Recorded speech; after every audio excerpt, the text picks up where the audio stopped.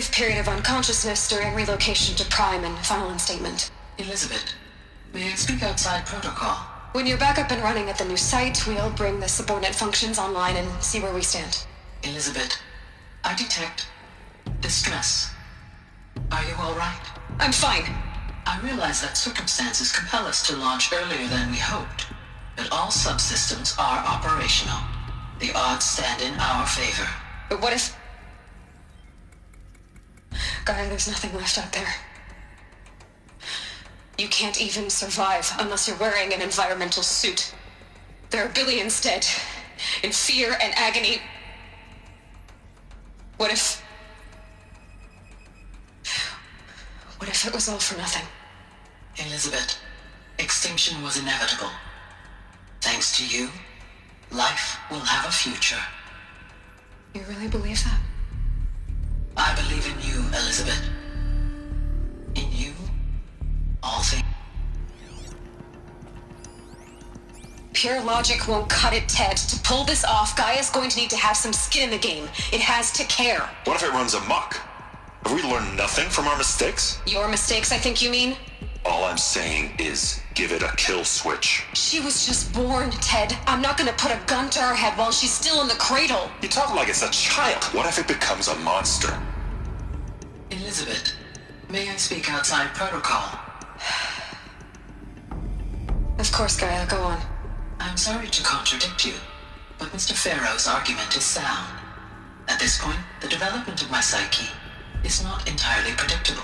To ensure preservation of life, a hardwired override is, I believe, a necessary safeguard. There. Satisfied, Ted? Geez, Liz, just do what it says.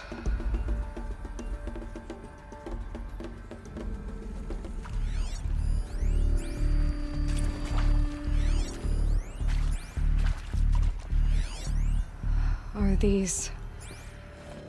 what I think they are? Artificial wombs.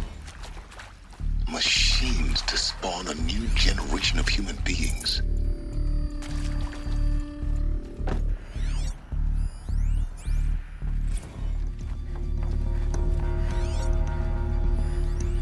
Us would benefit from antilopinae morphologies, though caprid forms show superior load-bearing capability.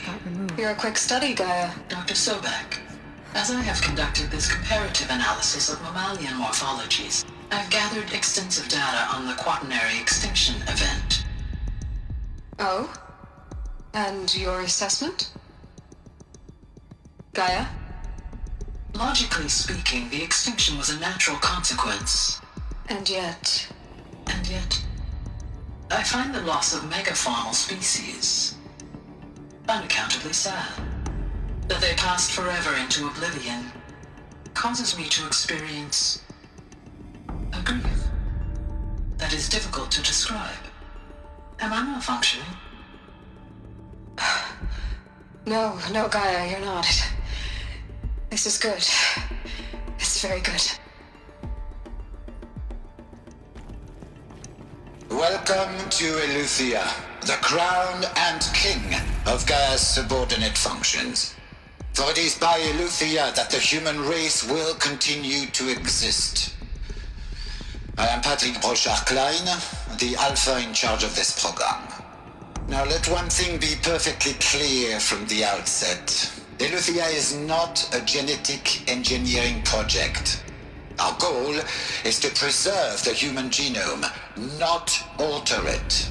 A snapshot of human genetic diversity, literally frozen in time.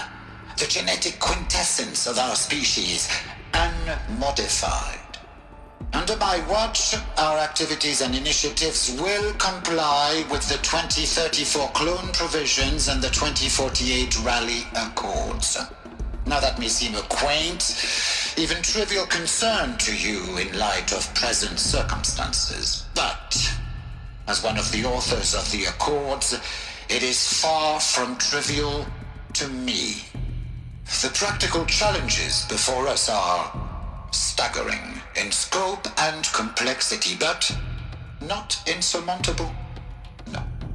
Global global collation and provisional storage of zygotes, perfection of exogenic technologies, design and perfection of servitors, to provide nurture and inculcation during early child development. All of these program components must and will proceed in tandem, to say nothing of the breakneck construction of cradle facilities at sites around the world. So, si vous êtes prêts, let us begin. Welcome to Hades, Zero Dawn's extinction failsafe protocol, the ultimate killer app. Now, I know what you're thinking. The purpose of Gaia is to resurrect life. So why give her a subordinate function, only purpose of which is to wipe out life all over again? I mean, what? Just plumb crazy, ain't it? Well, no, it isn't. Reconstituting a biosphere? That's a tall order. Tech smart as Gaia may be, odds are she won't get it right the first time. I mean, imagine you're Gaia, 200 years from now, and this new biosphere growing, it's all gone wrong. Alkalines are skyrocketing, coniferous forests eroding under the lash of superstorms that would have drowned Noah. It's chaos, a spinning top that won't stop wobbling. Now what are you gonna do? Release phase 1 organisms into that hot mess? Hope their CO2 and methane can balance out what you got started? Hell no. What you're gonna do, Gaia, is step aside while Hades takes over and does what you're just too darn nurturing and life-loving to do, which is burn that misbegotten mess of a biosphere to the ground so Gaia can start over. Okay, not burn, more like reverse terraforming operations and suffocate it. But you get the idea. Hades takes the biosphere back to zero.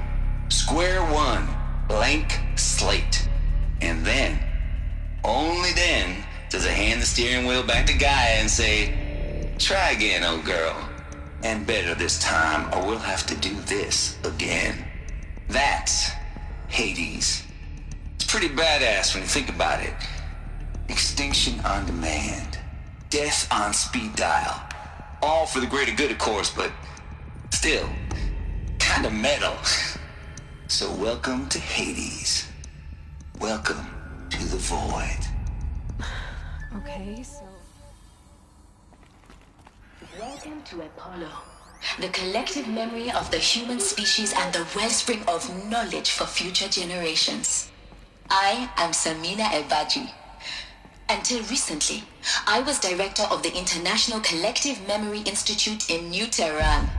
As a heritage professional, I devoted my career to the preservation of human knowledge, creative endeavor, and cultural achievement. Apollo is, therefore, the ultimate embodiment of a lifelong passion, albeit under the very worst circumstances imaginable. The challenges before us are immense. Specifically, we will have to design and implement 4 major initiatives simultaneously. First, the construction of data repositories in cradle facilities around the world, ensuring redundancy. Second, the collection and processing of a projected 180 million discrete data entries. 42 zettabytes of data in Mandarin, English, Spanish, and Arabic. Third, the transferal and encoding of all that data onto DNA encapsulated in synthetic fossils. The only medium capacious and durable enough to safeguard it without degradation for the centuries to come. And last, but not least, the development of the holographic interface and gamified curricula, by which future humans will commune with Apollo, progressively unlocking heuristic learning modules, leveling up their knowledge and skills they will need to take control of the terraforming system. That is the future towards which all of our efforts will be directed. Not just the preservation of the past, but the seed for the flourishing of a new tree of knowledge. Welcome, and let us begin. Hello, I'm Margot Shen, and this is Hephaestus. As the name might tip you off, this is going to be the subordinate function that Gaia will use to make lots and lots of robots. Her personal forge. Except, it's not that simple. So you probably noticed that only about a third of you are robotics engineers. The rest, experts in machine cognition, virtual heuristics, that stuff. Well, that's because we aren't going to be the ones designing and building robots.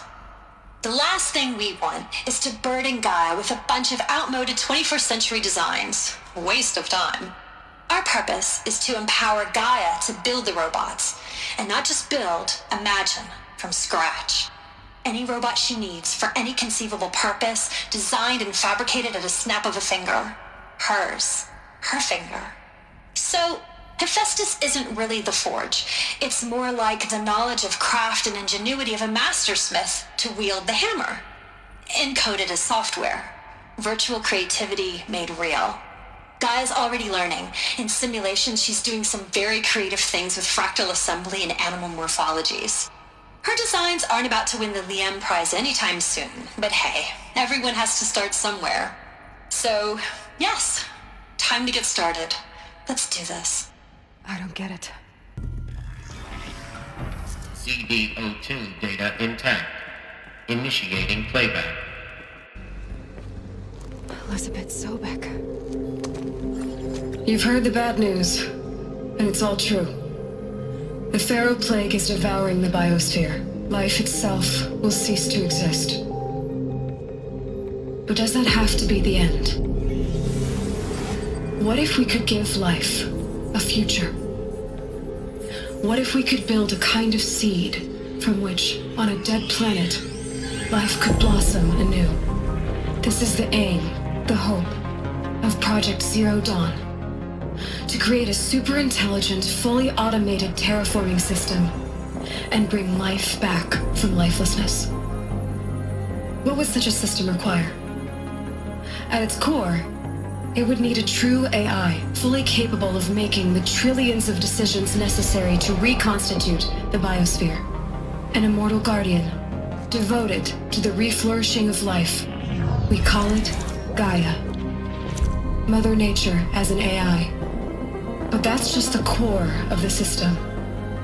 She will need to be surrounded and empowered by a comprehensive suite of subordinate functions. Think of them as extensions of Gaia's mind, each dedicated to a specific purpose. Now, these aren't AIs, but make no mistake, each presents an engineering challenge more profound than anything the human species has ever before attempted. Hardware that preserves and then gestates the billions of seeds and embryos from which life will be reborn. The construction of underground facilities to hold it all. And that's just the start. We don't have to build the entire system.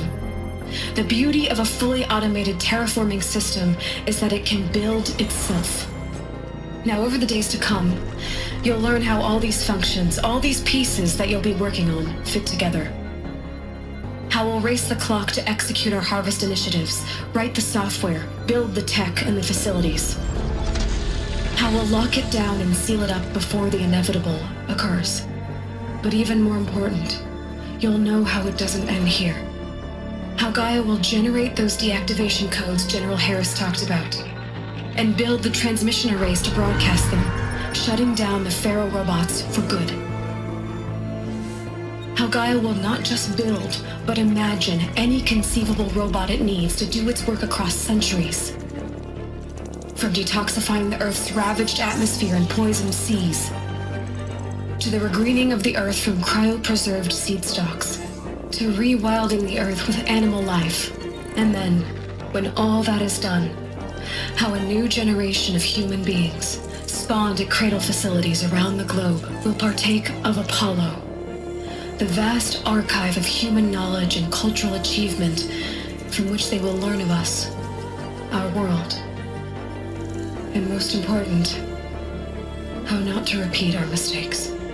It's not an impossible dream. It is within our grasp if we work tirelessly and stop at nothing to achieve it.